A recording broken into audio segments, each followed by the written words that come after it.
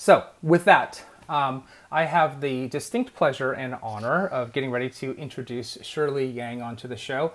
Shirley went to USC. She has a degree in industrial systems engineering and business information systems. She worked at NBC and Amazon and Fox. That's how I met her, was through one of our employees. He's a good friend. I've had a chance to get to know Shirley over the last year or so, and she's very active on social media. I'm actually going to pull this up real quick. Shameless plug for Shirley, but I want you all to understand this. So Shirley's very active on Instagram. She's got about 50,000 followers. She's at Shirley, so that shows you how quickly and early she adopted this. So give Shirley a follow, please, on Instagram. And with that, I'm going to bring Shirley on. So Shirley, why don't you say hello to the agentpreneurs of ListReports? Hi, everyone, and thank you so much, Randy, for having me today. Oh, no, it's absolutely my pleasure. So, Shirley, here's where I want to start. I want the audience to get a chance to get to know you a little bit. So, I met you not that long ago, but you were able to sell successfully your first startup, right? So I want you to talk about your path into social media, because your startup was social media oriented, and your path to the exit a little bit.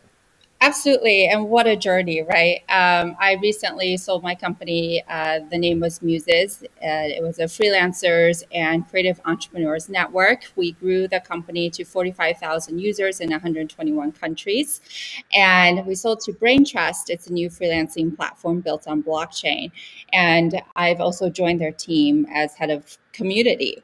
And prior to that, I've worked at all, I want to say, corporate enterprise companies, on product development, audience development, specifically at NBC, Fox Interactive. At the time, if you remember MySpace, Yes. That was part of the team, yes. So I've got social media from the very beginning. I was integrated from the very start. Yeah. And after I started getting into, I want to say when I was at NBC, I was at NBC owned television stations and news stations. And that's when Twitter was really starting to blow up.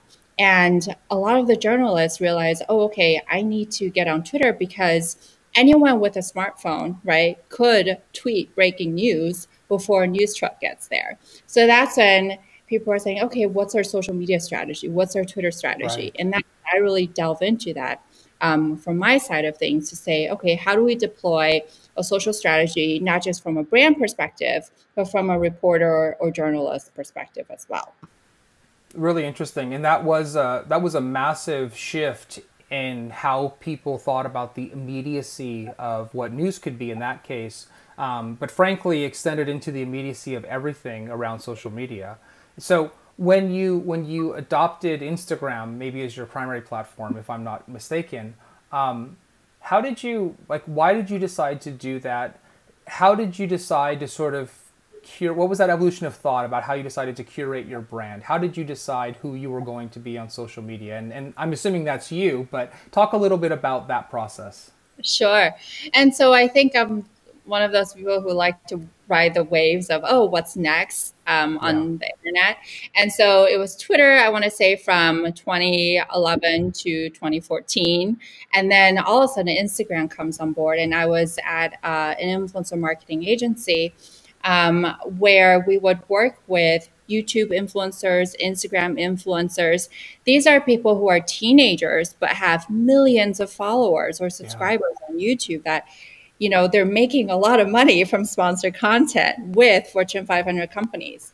And so part of my job was to work with the talents to come up with sponsored content and campaigns. And naturally, I became friends with them. And my Instagram account, I want to say in 2014, was a private account. But what happened was I went to New York Fashion Week. It's a funny story, with one of the large YouTubers. She took a selfie of us, on the red carpet and posted it to her Instagram. And my followers doubled. So I went to, I want to say, 1,000 followers overnight.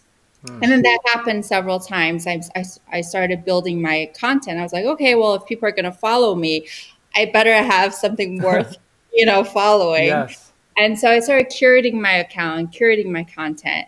And I really used my account more as an experimental pad to see whether or not the strategies that I teach actually works. So I'm walking the walk as I'm putting together these strategies, these campaigns for the brands.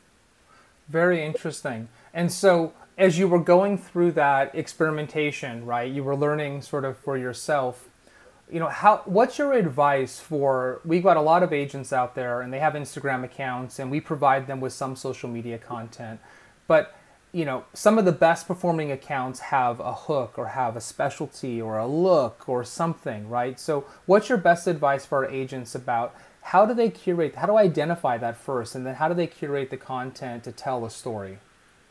Well, I would look at this at, every phase or different time periods, there are different best practices.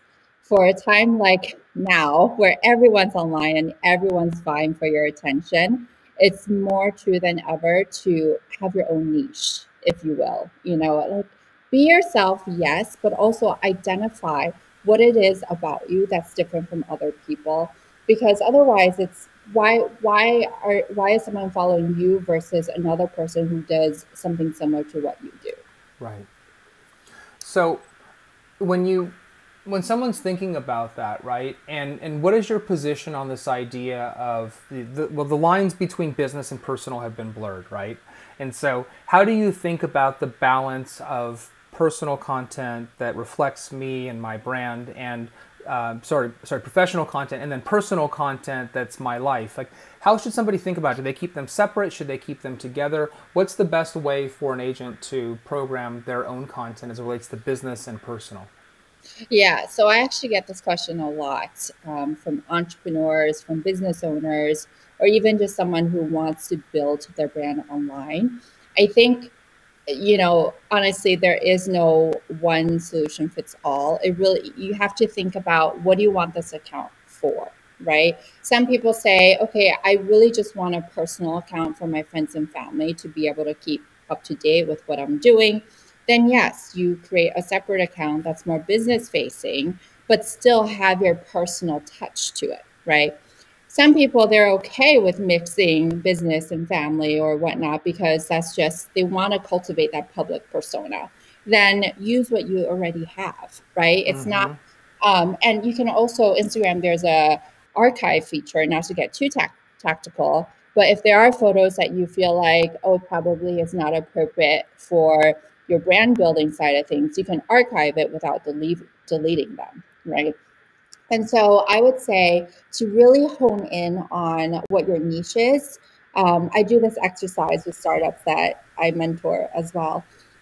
Think about the type of content you want to create.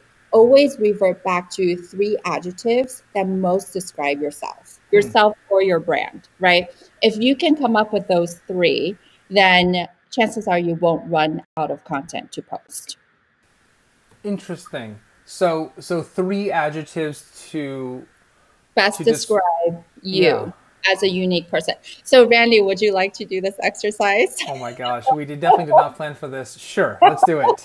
I'm game. Sure. So, List Report would have its own, and then Randy, you would have your own persona. Yes. Which one Yes. would you like to do this exercise on? Let's do me. Let's do me. Okay. So give me 3 adjectives that best describe you. They're not going to come off in one word. We definitely didn't plan for this. Okay, so the first one I would say is, I don't know what the adjective is, but I love everything. I love everything. I find the joy in anything, the smallest thing or the biggest thing. And it doesn't matter if it's the theater or if it's cooking or if it's cars, whatever. It's a very broad base. So I'm very passionate. How's that? I love it. Passionate. What about curiosity? Oh, definitely. Well, I would put the second one as learning, constant learning, active learning, always wanting to consume and learn. So how about that as the second one? Sure. Okay. I have to have a third one. So Okay. passionate, knowledge seeker. Knowledge seeker. Yep. And what's my third one? Are you into health, fitness? I wish. I can't. I would be not very authentic if I said that was one of them. Aspirationally maybe, but not necessarily. I love to teach. How's that? That's Yeah. sort of the other side of the coin of seeking knowledge is delivering knowledge. How's that? I love that. Yeah, totally. So your three adjectives or the three words that you would use for your account build, your brand building is passionate, knowledge seeking, and loving to share that knowledge, Yeah. right? So then what do you post on your account? Some people, if they don't want to be in front of the camera that much, or they just don't want all photos about just them or their selfies, right? You can Yeah. draw from these adjectives as inspirations for your content. So for Interesting. example, yeah. So, for example, knowledge seeking. What are the things that inspire you, that make you want to learn more? Post things about that, Right. right? What are you passionate about, right? Maybe you're passionate about a certain painting or something that you see on the streets that's very interesting. You can post about that. It's people understanding to know who you are, your personality, Yeah. not just what you look like. That's really interesting. Like even that simple exercise actually gave me a lot of clarity. I mean, I'm not very active, but if I were, right, this would now I know how I would be active, right? Yeah, exactly. The other thing on that, Shirley, that makes me think of is so I'm comfortable speaking to people. I enjoy doing that. I said I like sharing knowledge, right? But the idea of even doing this show 29 episodes ago was still like, oh my gosh. And when I have guests on, people within the company, for example, they're like, I don't know if I can do this. I don't know if I can be on camera. And then they do it and they're like, oh, that was a lot easier than I thought. So one of the things that we've been talking to people about is just you have to get yourself out there. You have to try these things. These are the ways to reach people now, right? You're not just limited to meeting people in person because you can't do that as much. So you have to find out how to adopt these types of technology. Do you find that that's the case where people are like, I can't do that, and then they do it and they're better than they think? Most of the time, yes. And also, just the fact that more and more people are doing it, there is really no bar. Yes, I think, that's right. yeah, no, you don't have to be perfect. You don't have to, be all decked out in order to produce a perfect, a great engaging piece of content. I think going back to being authentic and being who you are, that's actually the norm. And that's what people want to see. I think that's right. I mean, that's what I've always said is the best brand is one that's authentic, right? If you're trying to be someone else, people will see through that. If you're just yourself, even for example, on this live show, you should have seen the first week, Shirley. It was a disaster, right? We had audio issues and I'm on mute talking, right? You can't hear me. But I like to think that there's a certain charm to life, right? And that it's okay because we're all in this together. Absolutely. And I will just say, I'll add to that last point. If you're really just an introvert and you just don't want to be seen in front of the camera, that's okay. I've seen people being successful, not being in front of the camera that often as well. But Yeah. you can showcase what you want to communicate in different ways. For example, going back to who you are, what you love doing, you can show us how to, like your favorite recipe, Yeah. like show us how that's done, and just put captions on the side that works in your personality. So then people can see who you are without actually seeing your face. That's really great advice. That's tremendous. Shirley, I want you to talk about this idea of followers versus engagement. You have a really good position on this, and I think it's a critical point for people to understand. Yeah, definitely. So I always say you got to treat brand building as if you're building engagement, not followers. And engagement, just so we get a little definition here, is let's say on Instagram, an engagement percentage is how many people like and comment on your photos, right? Whereas followers is followers. And your engagement rate is likes plus comment divided by the number of followers. So typically, we want to see engagement. If you're talking about, brands, they want to work with someone, you want to see engagements over 3%, right? And that percentage will change depending on how big your account is. Because of the algorithm and just because of how many people are following you, not everyone's going to see your content. And so what actually happens is, the smaller account or the fewer followers you have, you should expect higher engagement, right? And then if you have millions of followers, chances are the engagement might go down from there, even though it's still a lot of likes and comments. But if you divide that by the number of followers, engagement is smaller.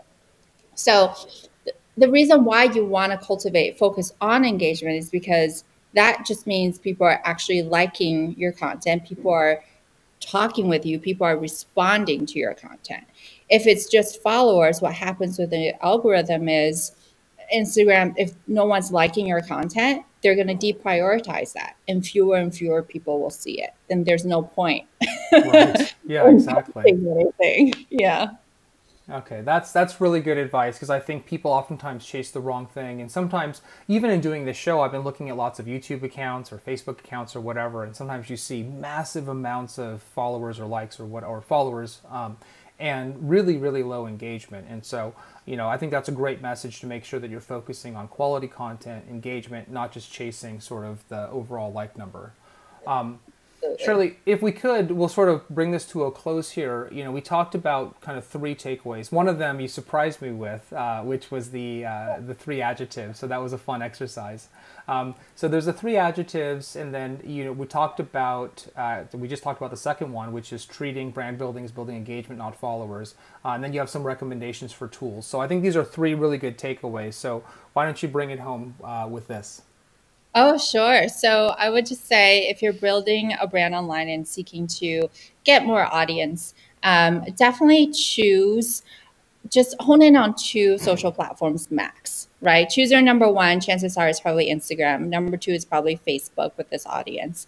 Don't spread yourself too thin. Okay. Number two, just relax, and showing people your unique personality is super important. And then I would say, lastly, it's your engagement numbers, right? Mm-hmm. So test with the type of content that you think people like. If it's working, keep doing that type of content.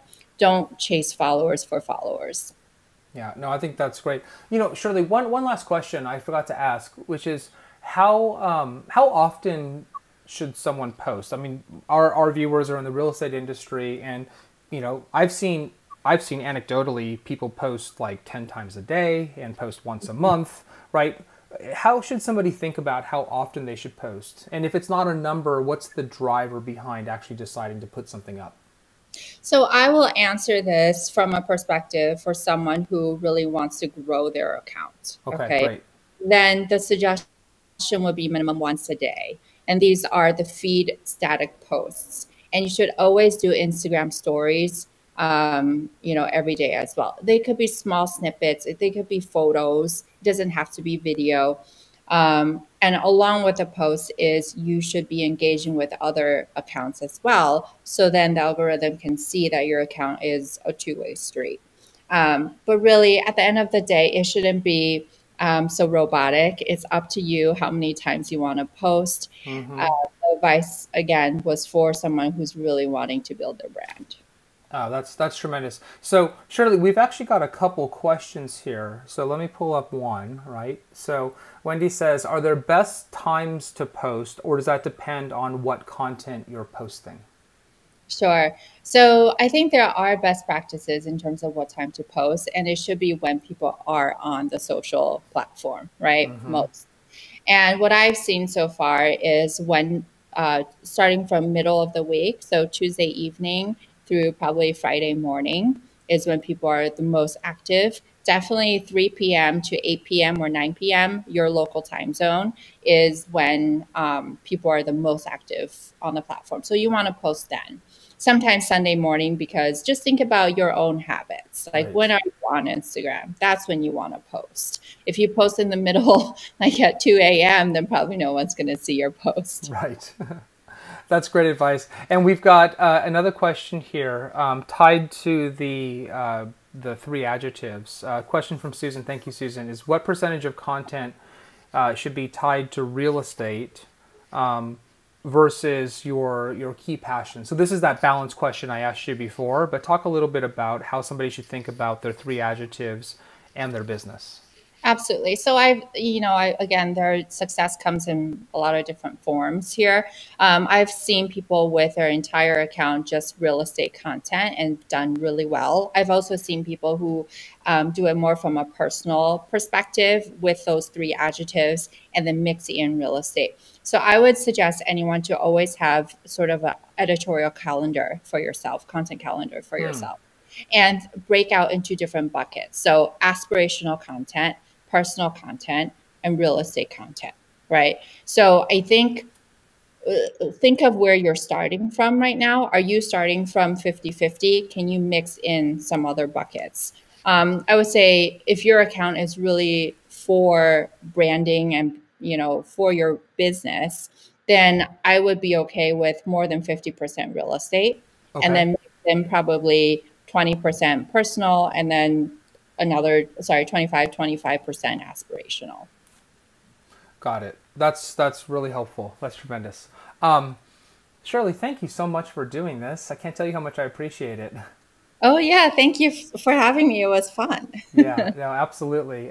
We've got a great set of social products and social content that we provide to our agents. We've seen them use them in all sorts of interesting ways. And so I love this idea of the three adjectives. So for all of you out there, think about this. What are the three things that you'd use to describe yourself?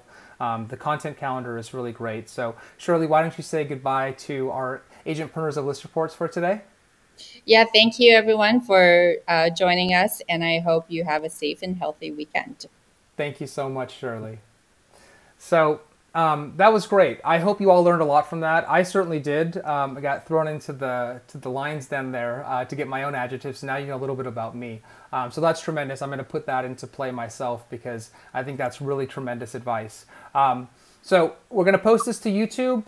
That'll be up there later today. And remember to tune in next week. We've got a great lineup about building good credit, and we got our Fun Friday with Keizo Shimamoto to talk about his passion for ramen, and then Military Week themed around extreme ownership right after that. So until then, have a great weekend. Be safe, be healthy, get some exercise, and we'll see you soon.